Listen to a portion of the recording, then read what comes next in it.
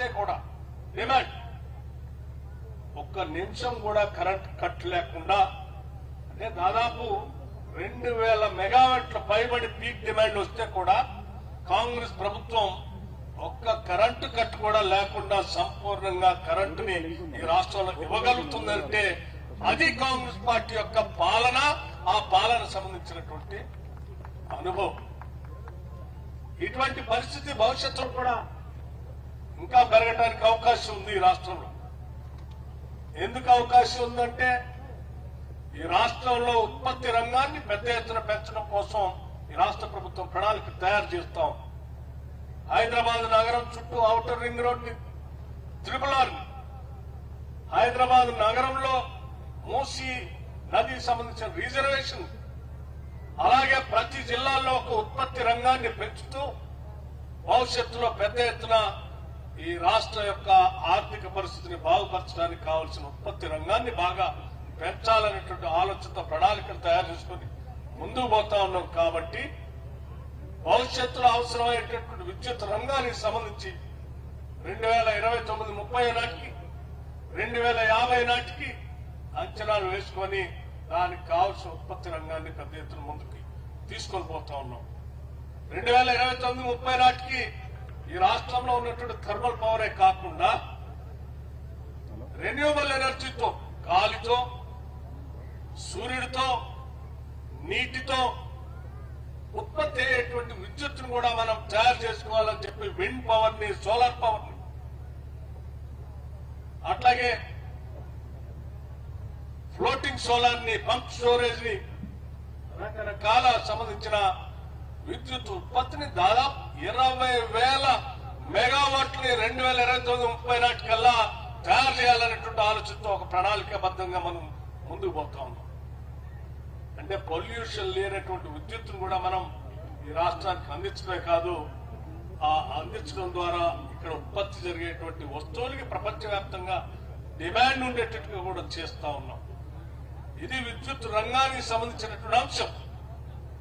అలాగే ఈ రాష్ట్రంలో ఉన్నటువంటి ఇందానే స్థానిక పార్లమెంట్ సభ్యులు మల్లు రవి గారు చెప్పారు, ఒక గ్రామం పోతే 95% ప్రజలు 200 యూనిట్ లోపల కరెంటు ఉచితాన్ని ఈ రోజు అందుకుంటున్నారు. ఎవరు బిల్లు కట్టుకున్న వాళ్ళు ఉచిత జీరో బిల్లు ఇస్తున్నారు. ఇది రాష్ట్ర వ్యాప్తంగా 200 యూనిట్ల వరకు కరెంటు వాడుకుంటున్నటువంటి కుటుంబాలందరికీ, దాదాపు 50 లక్షల కుటుంబాలకి ఈ రాష్ట్రంలో 50 లక్షల కుటుంబాలకి ఈ రాష్ట్రంలో 200 యూనిట్ల ఉచిత కరెంట్ ని అందించగలుగుతా ఉన్నాం. మరి ధనిక రాష్ట్రం, బాగా ఆదాయం ఉన్న రాష్ట్రం, ఆ రోజు మీలాగా అప్పులు వేసి మా గొప్ప చెప్పకుండా ఒక ధనిక రాష్ట్రాన్ని మీకు గొప్ప చెప్తే, మరి రాష్ట్రంలో ఉన్నటువంటి పేదవాళ్ల కోసం 200 యూనిట్లు వాడుకోవటానికి ఉచితంగా ఆనాడు కరెంటు ఎందుకు ఇవ్వలేకపోయారు? మీరు ఎందుకు ఆలోచన చేయలేదని నేను అడుగుతా ఉన్నాను. వారు ఇవాళ మాకు ఆర్థిక భారం ఉన్నప్పటికి కూడా ప్రజలకి మనం న్యాయం చేయాలి, పేదవాళ్ళకి ఖర్చు భారం తగ్గించాలనేటువంటి ఆలోచనతో 200 యూనిట్ వరకు ఉచిత కరెంటు ఇస్తా ఉన్నాం. అలాగే ఈ రాష్ట్రంలో ఉన్నటువంటి దాదాపు 29 లక్షల పంప్ సెట్లన్నిటికీ కూడా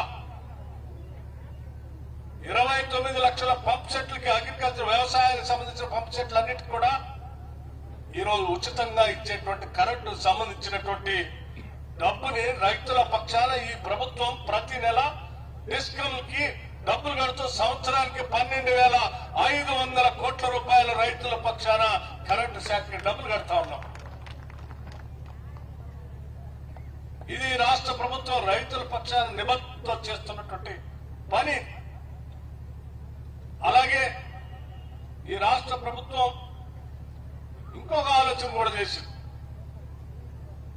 జనాభాలో సగభాగం ఉన్నటువంటి మహిళలందరూ కూడా పెద్ద ఎత్తున అభివృద్ధి చేయాలని, వారి అభివృద్ధే ఈ రాష్ట్ర అభివృద్ధి అని ఆలోచన చేసింది. అందుకే రాష్ట్రంలో ఉన్నటువంటి మహిళలందరి కోసం సంవత్సరానికి కనీసం 20,000 కోట్ల రూపాయలు వడ్డీ లేని రుణాల్ని మీకు అందించాలని 5 సంవత్సరాల్లో 1,00,000 కోట్ల